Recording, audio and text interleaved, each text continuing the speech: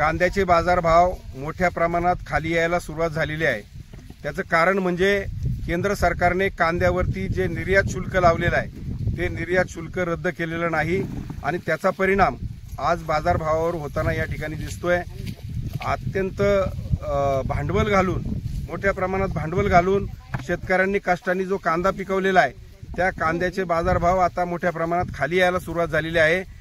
600 रुपयावरती गेलेला कांदा आज 200 रुपयाच्या आसपास या ठिकाणी येऊन ठेपलेला आहे। आज एवढं मोठं भांडवल घालून आणि कष्ट करून शेतकऱ्यांनी पिकवलेला कांदा जर एवढ्या कमी भावानं त्या ठिकाणी विकला जाणार असेल तर स्वाभिमानी शेतकरी संघटना या विरोधामध्ये पुन्हा एकदा केंद्र सरकारच्या विरोधामध्ये रस्त्यावर उतरून आंदोलन केल्याशिवाय राहणार नाही आणि केंद्र सरकारला जाग आणल्याशिवाय राहणार नाही।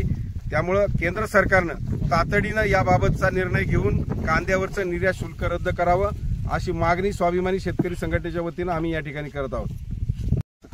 बी वाढले, मजुरी वाढली, खत महाग झाले, औषधं महाग झाल्या, ट्रॅक्टरवाले पैसे वाढले, सगळंच महाग झालं।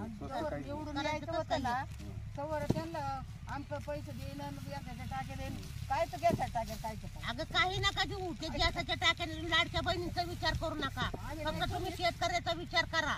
तुम्ही आमचंच घेता ना आम्हालाच घेताय तुम्ही काय झक मारता। सोयाबीनचं आता रात्री मी फोन लागलं सोयाबीनचे पैसे 6,000 रुपये शेतकऱ्याला येणार काय तर आम्हाला तर अजून कधी भेटलंच नाही। काय ते 6,000 सोयाबीनचे पण भाव पडले पण तुम्ही जरा ठरून भाव द्या ना। तुम्ही कुणी पण रुपये देऊ नका फक्त ठरून भाव द्या।